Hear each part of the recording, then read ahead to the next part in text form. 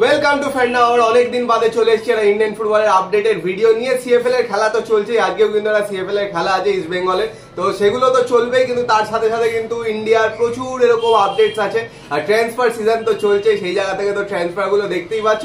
মোহনবাগান টুকটুক করে যেরকম বলেছিলাম কিন্তু দুখানা সাইনিং করে নিয়েছে, আরেকটা সাইনিংও কিন্তু হবে একজন মিডফিল্ডারের, কিন্তু দুজন সেন্টার ব্যাক, যেটা নিয়ে মোহনবাগান ফ্যানদের চিন্তা ছিল সেটা কিন্তু হয়ে গেছে। দুজন যথেষ্ট ভালো সেন্টার ব্যাক, সেগুলো নিয়ে তো বলবোই। আর ইস্ট বেঙ্গল কিন্তু এখনো অ্যাক্টিভ আছে ট্রান্সফার মার্কেটে, কারণ ডোমেস্টিক প্লেয়ার সাইনিং এর চেষ্টা কিন্তু এখনো চলে যাচ্ছে।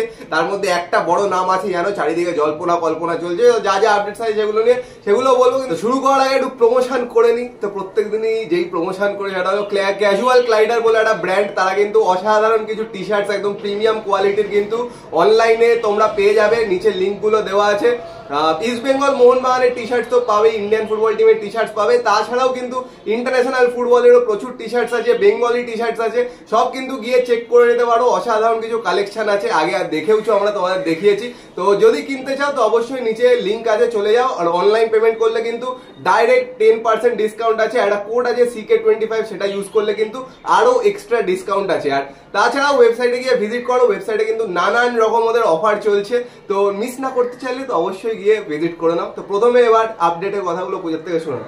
তো প্রথমে একটুখানি আপডেট গুলো দিয়ে দিই। তো কলকাতা ফুটবল লিগ তো শুরু হয়ে গেছে, চলছে। গতকালকে মোহনবাগানে খেলা ছিল, অসাধারণ একটা খেলা হয়েছে। সিলটন পাল একার হাতে কিন্তু মোহনবাগানকে রুখে দিয়েছে এবং খেলাটার ফলাফল 2-2 হয়েছে। তো পরপর দুটো ম্যাচে কিন্তু মোহনবাগান ড্র করলো।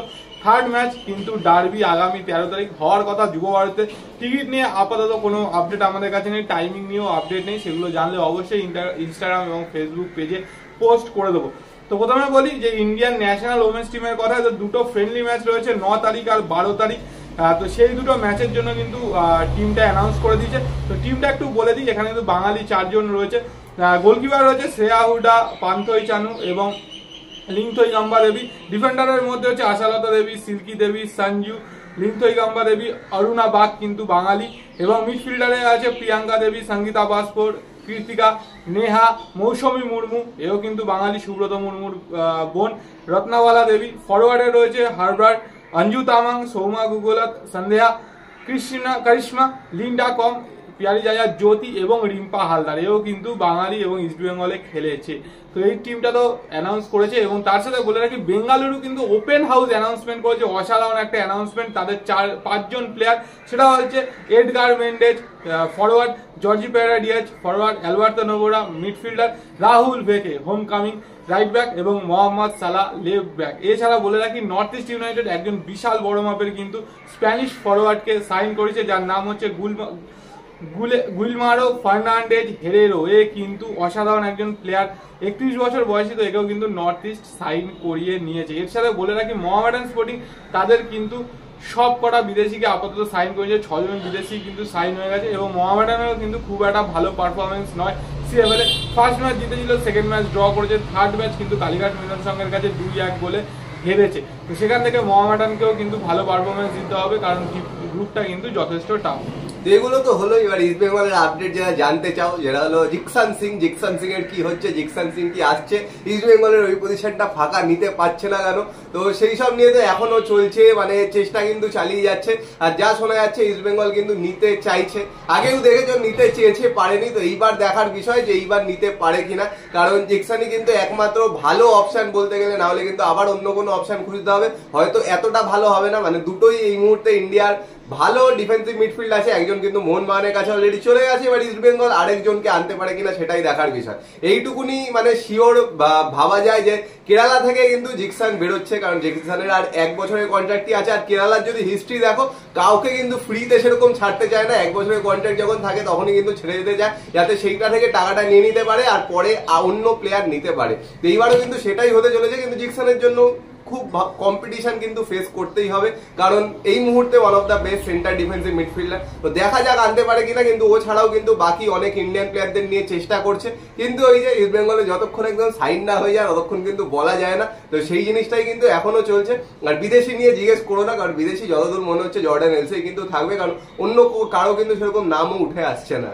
আর বলে রাখি, যেটা বললো জিকসানকে নিয়ে, তো জিকসানের জন্য শোনা যাচ্ছে নাকি অল আউট চেষ্টা করছে। এবার লাস্ট অব্দি দেখা যাক যে ওর সার্ভিসটা অ্যাকোয়ার করতে পারে কিনা, কারণ এই মুহূর্তে কেরালা ব্লাস্টার্স যেই প্রি সিজন করতে গেছে থাইল্যান্ডের সেই টিমের সাথে, মানে সেই দলের সাথে কিন্তু জিকসান কিন্তু গেছে এবং রয়েছে। তো সেখান থেকে ওকে নেওয়াটা একটু টাফ, কারণ আরো দুটো ক্লাব কিন্তু কম্পিটিশনে রয়েছে।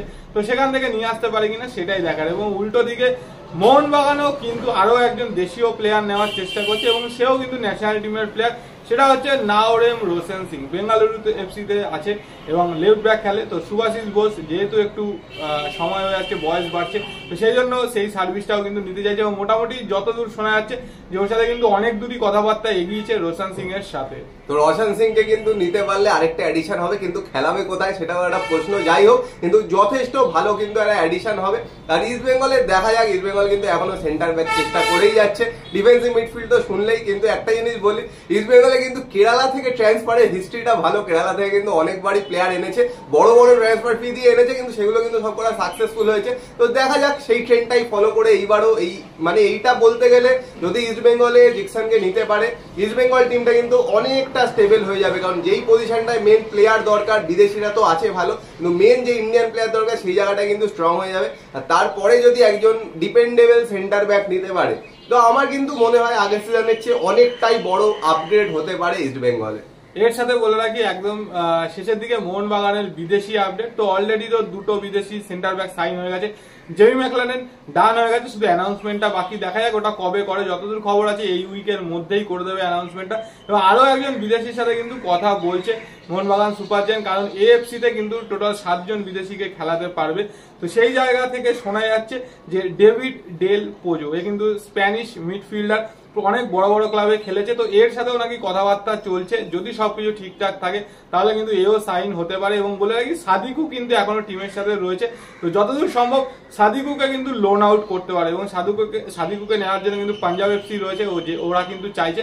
এবার এটা দেখা সাদিকুকে লোন আউট করবে নাকি আনরেজিস্টার করে রাখবে আইএসএল এর জন্য, সেই জায়গা থেকে ডেভিড ডেল পোজোকে নিয়ে আসবে। তো এগুলো অনেক ব্যাপার রয়েছে, কারণ ACL 2 খেলবে, সেই জায়গা থেকে কিন্তু বিদেশি অবশ্যই লাগবে। অনেক ম্যাচ, অনেক টুর্নামেন্ট এবছর ডুরান্ট, আইএসএল, CFL তো বিদেশি নয়। তো যাই হোক ACL, তো সেই জায়গা থেকে দেখা যাক যে কি করে, এই নতুন বিদেশি সাইন হয় কিনা, আর সাদিকুর কি হয়। আর যেই দুই সেন্টার ব্যাক এনেছে অসাধারণ কিন্তু দুটো প্লেয়ার, সেটা হলো অ্যালবার্টো রড্রিগেজ আর টম এল্ডার। এই দুজনকে নিয়ে মোহনবাগান সাপোর্টারদের কি বক্তব্য অবশ্যই জানিও। দুজনেই কিন্তু যথেষ্ট ভালো ভালো জায়গায় খেলে এসছে। একজন তো অস্ট্রেলিয়ায় খেলছিল, তার আগে কিন্তু স্কটল্যান্ড, ইংল্যান্ডের লিগ 2, লিগ 1-এ খেলে এসছে। আরেকজন কিন্তু সেকেন্ডা ডিভিশন খেলে, তারপরে এশিয়ায় খেলে, তারপর কিন্তু আসছে। তো সেই দুজনকে নিয়ে কি বক্তব্য, তোমাদের টেনশন কি কমেছে মোহনবাগান ফ্যানদের যে বিদেশি আসছিল না, সব কিন্তু একসাথে অ্যানাউন্স হচ্ছে। তো জেমি ম্যাকলারেনের জন্য আর কিছুদিন ওয়েট করতে হবে। তো যা বক্তব্য আছে কমেন্ট বক্সে কমেন্ট করে জানিও। আর ভিডিওটা পছন্দ হলে লাইক করে দিও, শেয়ার করে দিও, চ্যানেলটা কিন্তু অবশ্যই সাবস্ক্রাইব করে নিও। তো চলো এখনের জন্য টাটা।